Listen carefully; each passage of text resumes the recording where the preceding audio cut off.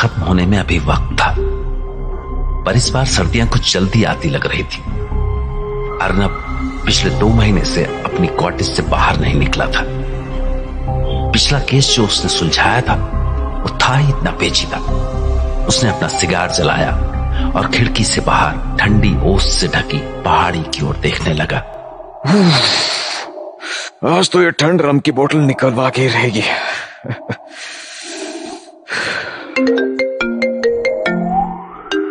Hello hello, yes, is this Arnab speaking?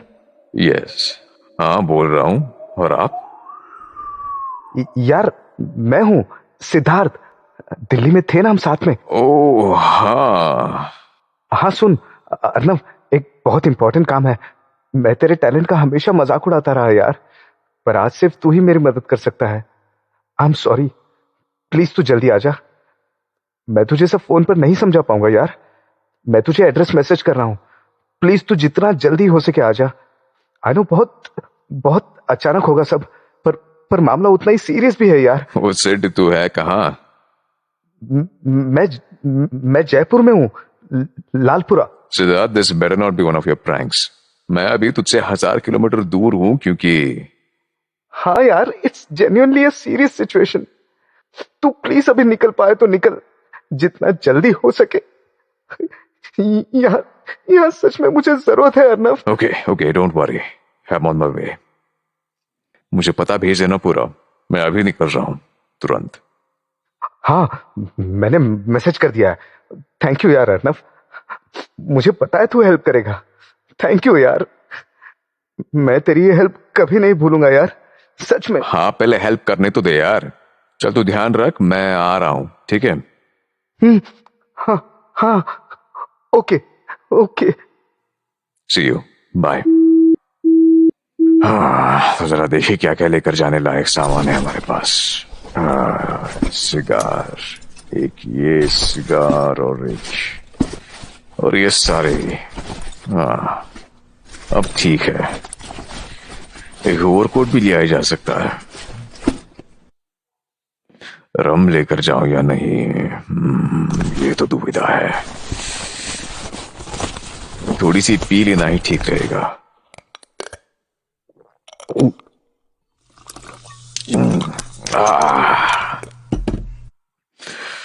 अब कुछ गर्मी महसूस हुई, अब निकल जाए।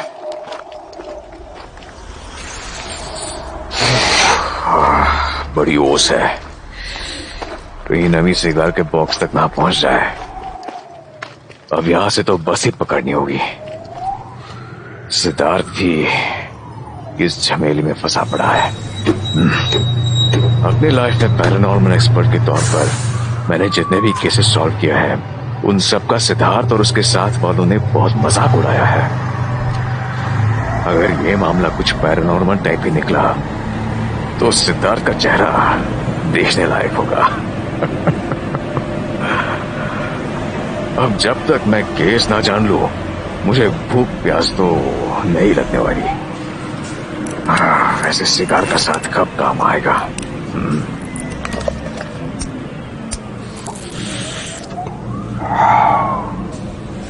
जितना भी पुराना रिश्ता हो जाए पहाड़ों से, उसका स्वाद तीखा कभी नहीं पड़ता। फिर अपनी डायरी लाना भूल गया।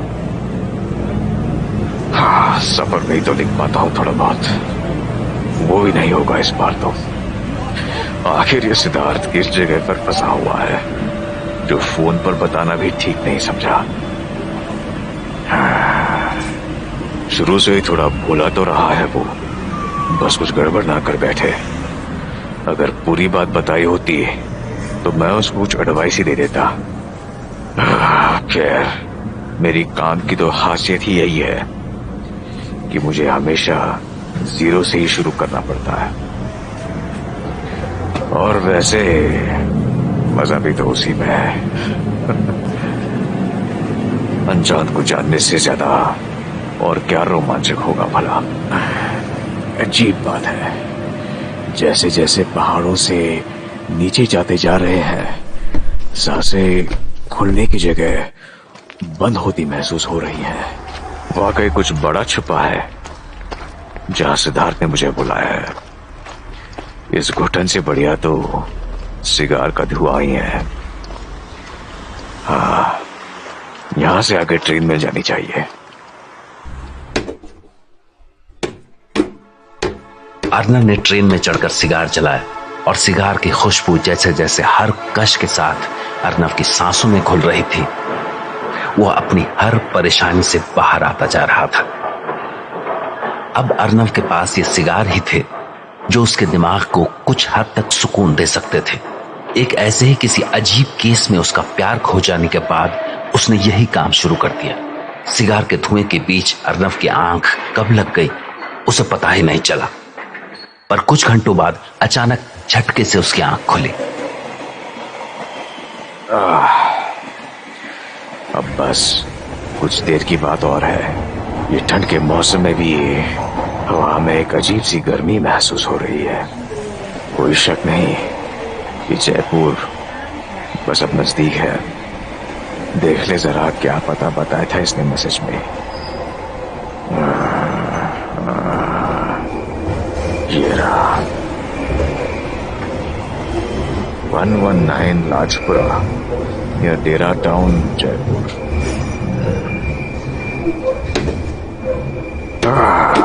आ गई मेरी मंजिल तो। उफ, जबरदस्त भीड़ है। फोन मिलाया जाए जरा। आपने जिस व्यक्ति को कॉल किया है वह अभी व्यस्त है, कृपया प्रतीक्षा करें या कुछ समय बाद कॉल। अब ये क्या बात हुई भाई?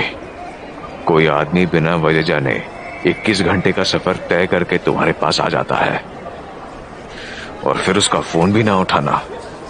कहा कि आओ भगत है। अब क्या किया जाए? यहां से खुद ही कुछ जुगाड़ करना पड़ेगा। अरे सामने खड़ा आदमी मुझे ही घूर रहा है क्या? सिद्धार्थ तो नहीं। अरे भाई साहब, अरे भाई साहब, जरा करीब जाता हूं। सिद्धार्थ, सिद्धार्थ, तू ही है ना सिड? अर्नव को सिद्धार्थ का फोन आया और वो सिद्धार्थ के कहने पर उसकी मदद के लिए बिना देर किए निकल पड़ा। 21 घंटों का सफर और अर्नव के चेहरे पर जरा भी थकान नहीं थी। जब वो जयपुर स्टेशन पर ट्रेन से उतरा तो उसके सामने एक आदमी टकटकी लगाकर उसे देखने लगा। अर्नव ने उस आदमी को वहीं से आवाज दी और वो दौड़कर अर्नव के पास आ गया। वो आदमी सिद्धार्थ ही था, कुछ उखड़ा उखड़ा सा सिद्धार्थ। अर्नव के पास पहुंचकर उसने उसके हाथ से गर्म कोट ले ली।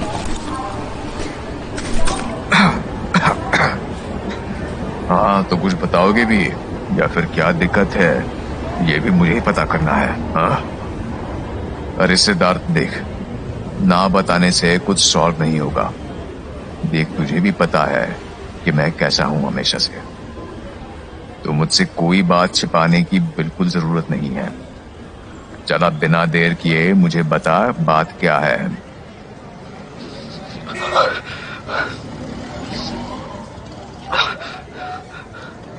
यार, मैं अगले महीने शादी करने जा रहा हूँ। लड़की यहीं से है, उसका नाम वर्षा है और वो सच में बहुत अच्छी है। उसके मॉम डैड अकेले हैं यहाँ, तो मैंने सोचा कि मैं यहीं शिफ्ट हो जाता हूँ। माँ बाबा के चले जाने के बाद मुझे भी माँ बाबा का प्यार मिल जाएगा और उनको मेरा और वर्षा का साथ। अरे भैया, ये लालपुरा चौक की तरफ ले चलो। हाँ, तो मैं बता रहा था कि मेरी शादी, तो मैं 2 हफ्ते पहले ही अपनी डांस एकेडमी बंद करके यहाँ आ गया था। काफी टाइम से एक घर नजर में था, वो ले लिया। अभी कागजी काम खत्म ही हुआ था और घर में कुछ अजीब आवाजें मुझे सुनाई देने लगी। पता नहीं इन सब बातों का क्या मतलब है। मुझे हॉन्टेड किताबों और कहानी में कभी विश्वास नहीं रहा, ना मेरा मन अभी भी कुछ वैसा मानने को तैयार है, पर यह है तो बहुत डराने वाला। वो जो कुछ भी है वहाँ। सिद्धार्थ के चेहरे पर अब तक मुस्कान नहीं आई है। मैंने इतना घबराया हो उसे पहले कभी नहीं देखा। मामला काफी सीरियस तो है। तो यहाँ तो अकेला है? नहीं, छोटा भाई है, मतलब आया था मदद करने। एक नौकर भी था। एक नहीं, असल में 2 थे, पर वो तो आवाज सुनने के दूसरे दिन तक भी नहीं रुके। भाई को काम था तो वो भी चला गया। वैसे उसको तो पता भी नहीं चला कि जिस कमरे के साथ वाले कमरे में वो 3 दिन रुका, वहां से 3 डरावनी आवाजें आती हैं। पहले तो हम लोगों को लगा कि बाहर कोई जानवर है, फिर लगा कि कोई हमारे साथ मजाक कर रहा है, पर 2 दिन बाद ऐसा लगने लगा कि आवाजें तो घर में से ही आ रही है। अभी भी कुछ पक्का नहीं है, खाली कमरा भला कैसे आवाज कर सकता है। कभी डर लगता है और कभी वहम।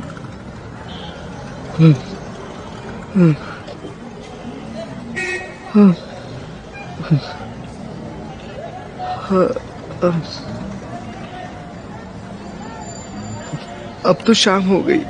वैसे अगर तुम सुबह आ पाते तो कम से कम सफर के बाद कुछ घंटे आराम ही मिल जाता। अब शाम को वहां कैसा माहौल होगा कुछ कहा नहीं जा सकता। तुम्हें देखकर उन आवाजों का क्या बर्ताव रहेगा कौन जाने। मैं अगर सच बताऊं तो पिछले 1 हफ्ते से ठीक से सो नहीं पाया हूं। एक तो वैसे भी ये नई जगह है, ऊपर से डरावनी आवाजों की वजह से। ये लो आ गए, बस भैया यहीं रोक दो। घर तो काफी बड़ा है, नॉट बैड। लिया तो बड़ा और सस्ता सोच के ही था, पर इतना महंगा पड़ेगा ये नहीं पता था। आओ आओ, अंदर आओ, मैं कुछ खाने के लिए लगा देता हूँ, तुम तब तक फ्रेश होकर आ जाओ। हाँ, मैं फ्रेश होके आता हूँ। इतने बड़े जगह के मालिक को कोई डरा कर अपने लिए जाके खाली कर पाना चाहेगा, इसमें तो कोई शक नहीं। पर वजह अगर ये घर हटियाना है तो वो इसे खरीदने में भी इंटरेस्टेड होना चाहिए। बात तो कुछ और ही लग रही है। अजीब है, वॉशरूम में शीशा नहीं है। हाँ।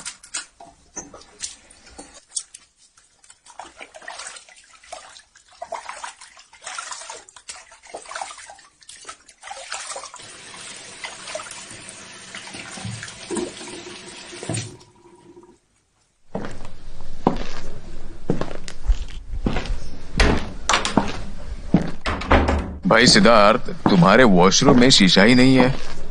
तुम लोग मुंह धोने के बाद अपना चेहरा कहाँ देखते हो? हाँ, दरअसल बात यह है कि शीशा पूरे घर में ही नहीं है। अच्छा, कोई खास वजह? घर खरीदने के वक्त जो मालिक था उन्होंने ये सलाह दी थी कि इस घर में शीशा या ग्लास की कोई भी चीज ना आने दी जाए। उन्होंने वजह तो नहीं बताई, मैंने भी उस वक्त इस बात पर ध्यान नहीं दिया, पर अब तो हर दूसरी बात पर शक होता है। खैर, तू बैठना यार, आज घर में जो भी था उसी से कुछ कुछ बनाने की कोशिश की है। तू खाना स्टार्ट कर, बहुत भूख लगी होगी तुझे। वैसे where's that room? एकदम हमारे ऊपर। अर्नव लंबे सफर के बाद सिद्धार्थ के घर पहुंचा। सिद्धार्थ उस घर से जुड़ी कुछ बातें और अपनी शादी के बारे में अर्नव को बता रहा था।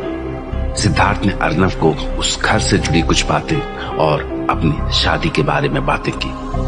घर के बाथरूम में कोई शीशा न होने पर अर्नव को कुछ अटपटा सा लगा, पर इसके बाद जब अर्नव ने बार बार उस आवाज के बारे में पूछा तो सिद्धार्थ आखिरकार उस बदनाम कमरे के बारे में गहराई से बताने लगा।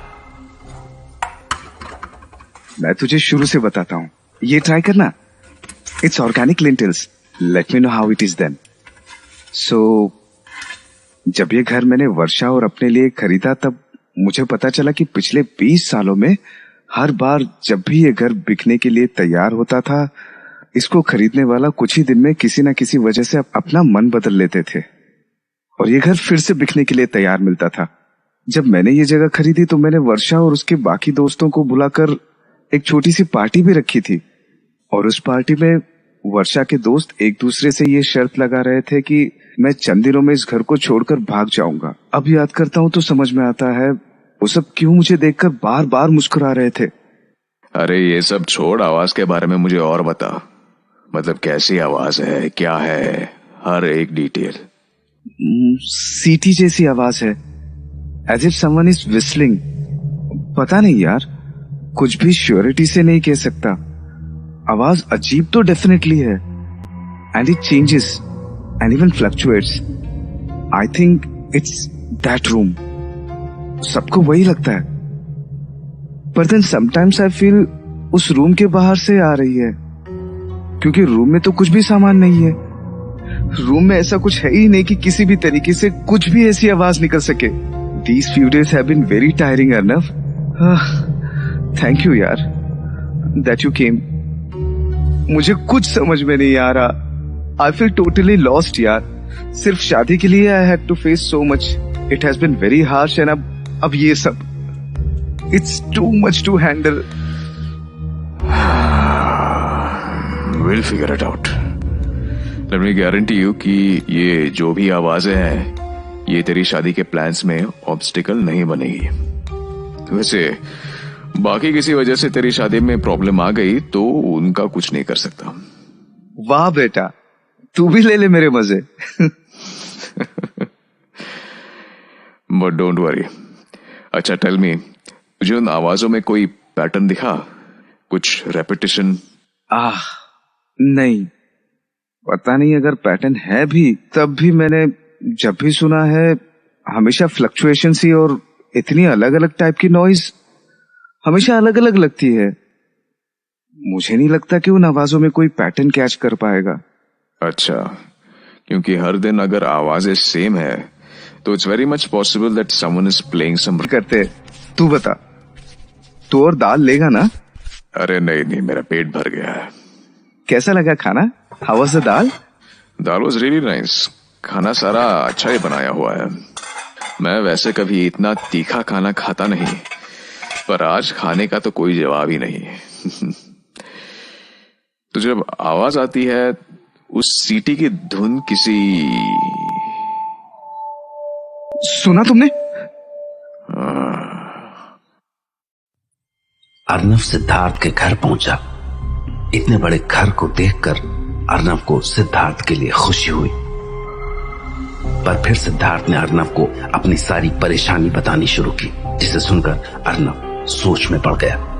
सिद्धार्थ ने अर्नव को शुरू से सब कुछ बताया कि कैसे उसकी शादी होने वाली है और कैसे वो घर में ये आवाजें सुन रहा है और लोगों का उसकी ओर नजरिया क्या है, सब कुछ. पर अभी दोनों दोस्त खाना खाने के साथ बातें कर ही रहे थे कि अचानक वो आवाज सुनाई पड़ी और आवाज सुनते ही एक पल के लिए दोनों बिल्कुल चुप हो गए. आखिर क्या हो सकता है आवाज के पीछे? पहले थोड़ा आराम कर ले यार, इतनी दूर से आया है तू. Don't exhaust yourself. ठीक है. और अभी रात को तो फर्स्ट फ्लोर पे जाने का कोई फायदा भी नहीं है, क्योंकि वहाँ वायरिंग में कुछ दिक्कत है. तो बस सुबह के टाइम ही वहाँ थोड़ी बहुत रोशनी रहती है.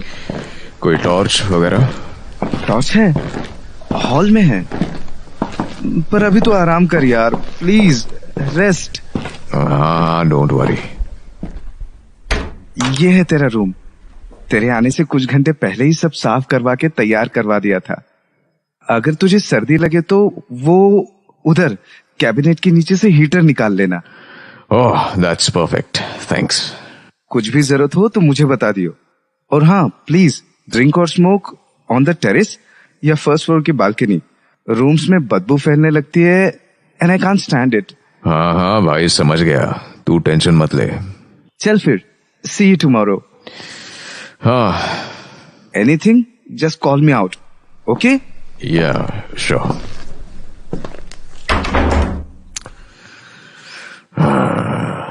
तो अब क्या किया जाए?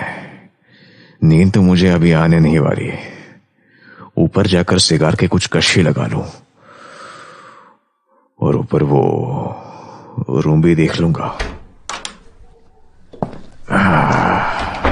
मुझे उस रूम की चाबियां भी पूछ लेनी चाहिए थी. टॉर्च तो हॉलवे में ही बताई थी. Here it is.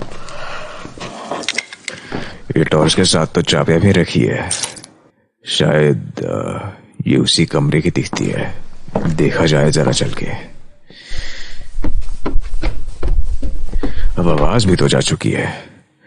अगर कमरे में खिड़की या कोई आने जाने की जगह हुई तो ये जानवर का काम भी हो सकता है। कौन सी चाबी होगी इसमें? लग गई। बिना आवाज के भी एक बेचैनी तो है यहाँ। कहीं किसी एक्सीडेंट की वजह से तो नहीं टूट गई। हो सकता है सच में कोई आता हो इस कमरे में। मतलब पॉसिबिलिटी तो है। ला, अभी इस चीज का तो इलाज कर ही देता हूं। इसके लिए मुझे कागज के छोटे छोटे टुकड़ों पर अल्फाबेट्स लिख करके इन अल्फाबेट सेट के ऑर्डर तो जरूर ब्रेक कर देगा। अगर कोई भी पीस इधर उधर हुआ मिला तो बाहर से कोई आया ये पक्का हो जाएगा।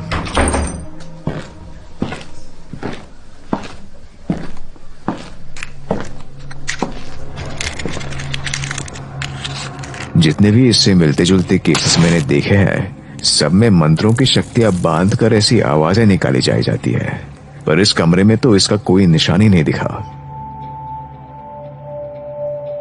यह आवाज तो बढ़ती जा रही है।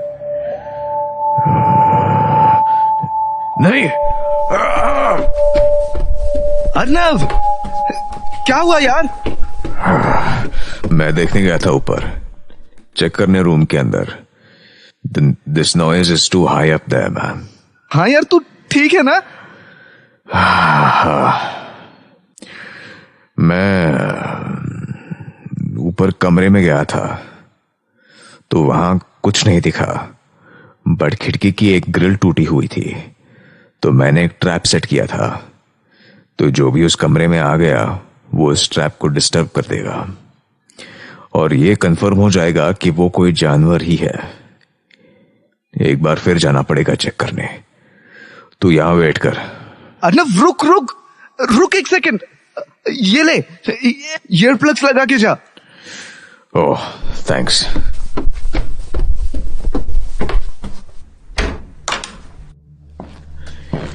ये कैसे पॉसिबल है? ये लेटर पीसेस तो वैसे भी इतने हल्के हैं कि जरा सी हलचल से डिस्टर्ब हो जाए। इतनी तेज आवाज हुई, पर फिर भी ये अपनी जगह पर ही है। इस कमरे में तो किसी का भी आना मौत के मुंह में आने के बराबर है। या फिर ये भी हो सकता है कि किसी आदमी का काम हो। सुलझाने की जगह ये बात तो और उलझती जा रही है। सिद्धार्थ, सिद्धार्थ, तुझे किसी पर शक है? कुछ खास नहीं, पर एक लड़का है पड़ोस में, वो वर्षा के पीछे पड़ा रहता था, स्टॉक भी करता था। जब मुझे पता चला तो मैंने उसकी अच्छी क्लास ली। तब से वो वर्षा के आसपास भी नहीं फटकता। तुझे किसी आदमी पर शक है? मुझे तो हर चीज पर शक है, पर असल बात क्या है कुछ समझ नहीं आ रहा है। लग रहा है कुछ ज्यादा ही उलझ रहा हूं। मुझे थोड़ा आराम कर लेना चाहिए। हाँ, मैं भी यही सोच रहा था। तुझे थोड़ा आराम कर लेना चाहिए। उस आवाज से अब अर्नव भी काफी बेचैन होने लगा था। उसके दिमाग में भूत जैसी बातें आ रही थी। सब कुछ देखने और समझने के बाद उसकी परेशानी कम होने के बजाय और बढ़ने लगी। पर एक बात तो साफ थी कि ये कोई जानवर नहीं था। अब अर्नव बेहद थक चुका था और रात भी काफी बीत गई थी, तो अब अर्नव ने आराम करना सही समझा।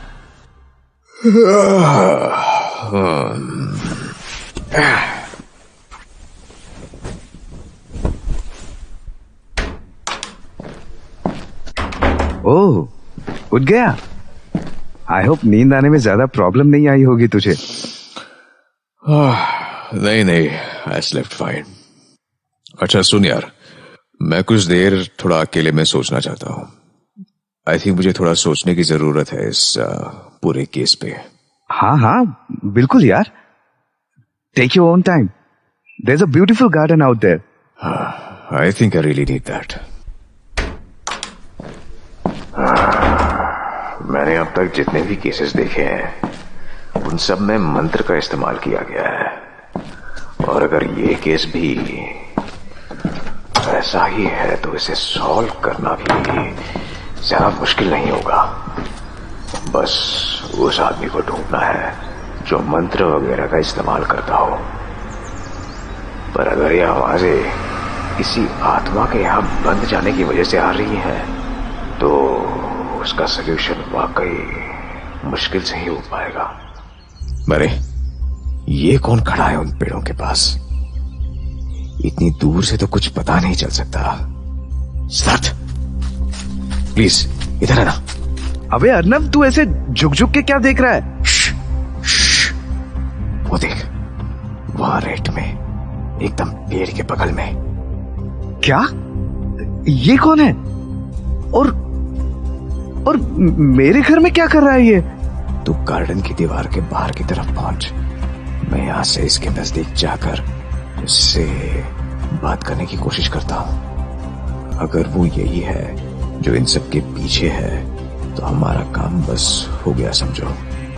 जा जा, भाग कर जा। हाँ हाँ, मैं बाहर की तरफ जाता हूँ।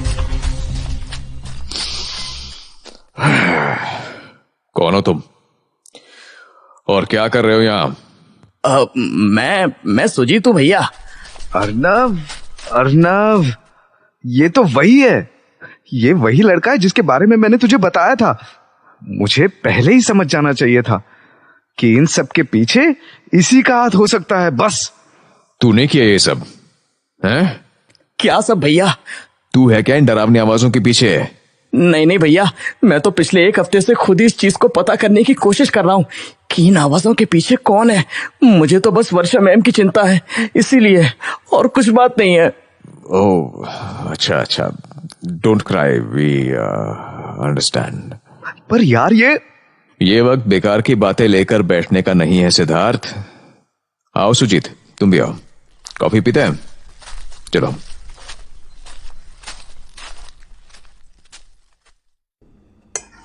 नाउ आई एम 90% श्योर कि ये किसी आदमी का तो काम नहीं है, पर अभी भी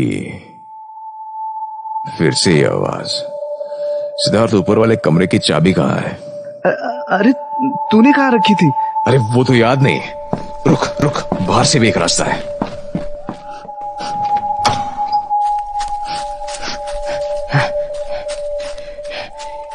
ये सीढ़ी पकड़ के रखना, मैं खिड़की से जाकर देखता हूं।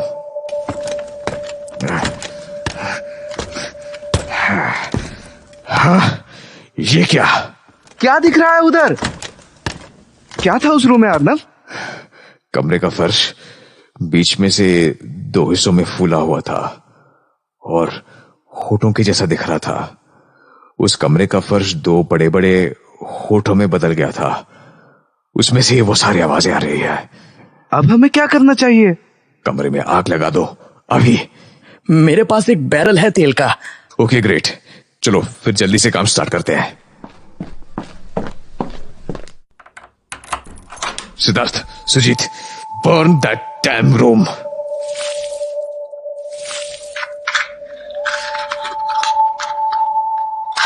कुछ बाल्टी पानी रेडी रखो। We should have this under control. ये तो बहुत ही ज्यादा आग पकड़ रहा है। नीचे एक एक्सटिंग्विशर भी होगा, मैं वो लाता हूं। It's working. आवाज तो कम हो रही है। सुना? रेडी रहना। ऑन द काउंट ऑफ 3 दरवाजे के साइड में होकर Siddharth start extinguishing the fire, और सुजीत तुम पानी के साथ तैयार रहना। ओके, 1 2 3।